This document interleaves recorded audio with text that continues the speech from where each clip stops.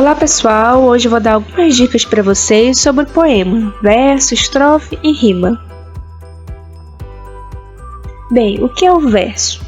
O verso é cada linha do poema, enquanto a estrofe é cada conjunto de versos do poema. Vamos entender? Gente, como eu disse, o verso é cada linha do poema. Primeiro verso, segundo verso, terceiro verso, quarto verso, verso 5, verso 6 e assim vai. Quando eu perguntar para vocês o número de versos de um poema, eu estou perguntando o número de linhas do poema. Basta contar o número de linhas que você saberá o número de versos, tá? Enquanto a estrofe, vejam bem, estrofe, cada conjunto de versos do poema. Enquanto o verso é cada linha, a estrofe é cada conjuntinho desse aqui, cada conjuntinho de versos. Uma estrofe, outra estrofe, outra estrofe, outra estrofe. Vamos ler esse poema aqui chamado O Buraco do Tatu. Depois a gente analisa ele. Vamos lá? O tatu cava um buraco à procura de uma lebre. Quando sai para se coçar, já está em Porto Alegre. O tatu cava um buraco e fura a terra com gana. Quando sai para respirar, já está em Copacabana. O tatu cava um buraco muito fundo.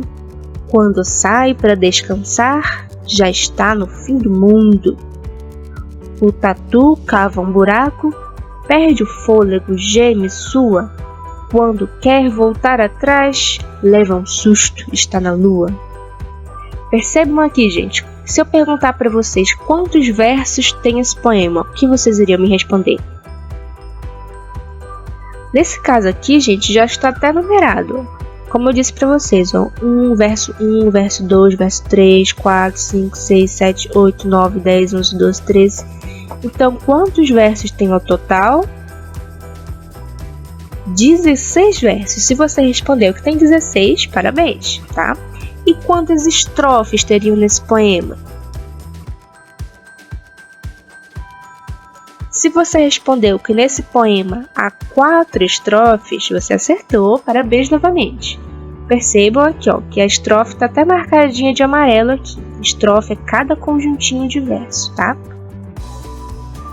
Sobre o texto de opinião. Gente, cada texto de opinião é totalmente diferente do outro. Então não tem uma regra geral para todos. Porém, o que eu posso fazer é dar algumas dicas para vocês de como vocês poderiam interpretar com mais facilidade um texto de opinião. Vamos ver, conhecer essas dicas. Primeira dica: destaque as palavras e frases mais importantes do texto. Ou seja, quando você estiver lendo o texto, você pode, mesmo que não esteja pedindo para fazer isso na questão, você pode pegar o seu lápis e marcar algumas palavras que você talvez considere mais importantes. Palavras, por exemplo, que indicam sobre o que o texto está falando. Eu estou lendo aqui um texto que ele está falando do Natal, por exemplo. Então eu vou circular a palavra Natal só para eu saber que está falando dele.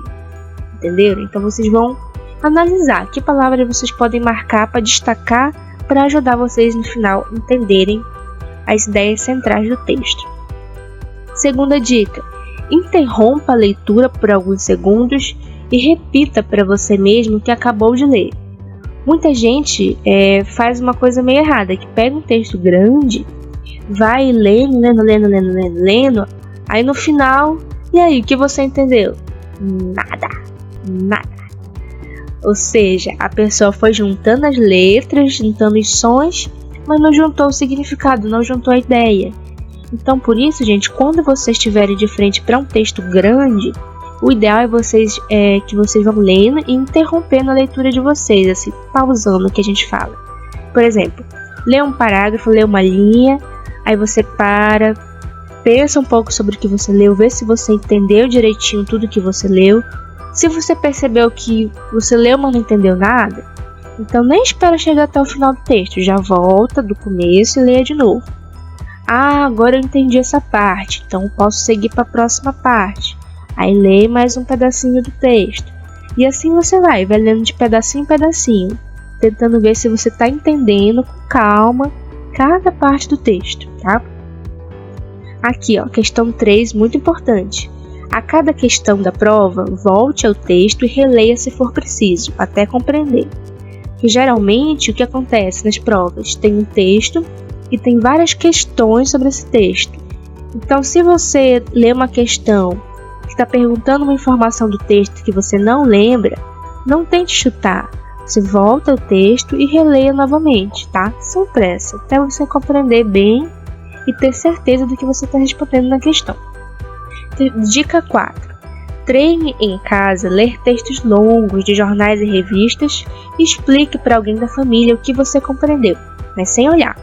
Ou seja, você pode pegar um jornal, uma revista, escolher um textinho, ler, treinar. Aí você pede ajuda de alguém. Aí você vai explicar o que você leu para esse alguém, mas sem olhar o seu texto, só mesmo lembrando o que você leu. Aí você depois pergunta para sua colega de estudo se você explicou direitinho ou não. Então uma boa dica é isso, tá? E assim a gente vai treinando, vai desenvolvendo nossa capacidade de fazer uma interpretação, de fazer uma análise. E a gente acaba desenvolvendo nossa capacidade de se sermos pessoas mais inteligentes mesmo, porque esse é o poder da leitura. Eu trouxe aqui um exemplo de texto de opinião para vocês. Quero ver se vocês iriam saber me responder o que eu vou perguntar depois. Eu vou ler para vocês aqui. O ideal, gente, é que vocês pausem esse momento do vídeo, façam leitura individual, tá? Depois que tiver lido até o final, aí sim dá play no vídeo de novo e continua, tá? Então, se quiser dar pausa agora, pode dar. Seguindo agora, eu vou ler para vocês como seria esse texto de opinião. Muitos falam que o uso do uniforme escolar entre as crianças prejudica a formação de sua identidade, pois o aluno não pode se expressar através de suas próprias roupas, como bem entende. Ela cresceria sem uma identidade individual completa. No entanto, é preciso ressaltar que o uniforme é muito importante para a segurança da criança.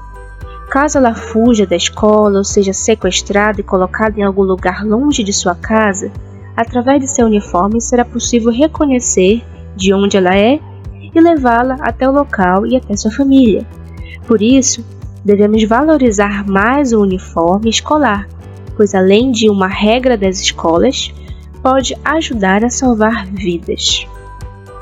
Se eu perguntasse para vocês assim, o autor é a favor ou contra o uso do uniforme escolar? Bem, se tratando de texto de opinião, gente, a gente tem que pensar sempre a opinião do autor, não é a nossa opinião. Porque muita gente quer fazer isso, né? Eu não gosto de usar uniforme, então contra. Não é assim. Você tem que ver a opinião do autor. Percebam aqui que ele começa falando que algumas pessoas não gostam porque não podem expressar sua identidade, não gostam de usar, queriam usar a própria roupa. Porém, do meio para o final do texto, ele já apresenta o outro lado e ele dá a entender que ele concorda com esse outro lado, que é a questão do uniforme escolar poder proteger as crianças caso elas estejam longe da escola. Aí você vai ver a criança com aquele uniforme, o uniforme do SENSP, por exemplo. Ela é lá do SENSP, eu vou levar ela até a escola dela então, caso ela esteja perdida ou sequestrada, alguma coisa assim, né? Então o autor, por isso, como ele apresenta o lado bom do uniforme, dá a entender que ele é a favor do uniforme escolar, né? Então as perguntas que terão na prova relacionadas a isso serão nesse sentido, de o autor é a favor ou é contra. Por isso que vocês têm que compreender bem a diferença da sua opinião e da opinião do autor. Nesse caso, o autor é a favor do uso do uniforme. Bem, gente, espero que tenham ajudado. Gravem bem essas dicas, se for necessário reveja o vídeo, quantas vezes for necessário, tá? E é isso, até a próxima. Espero que tenham gostado das dicas. Tchau, tchau!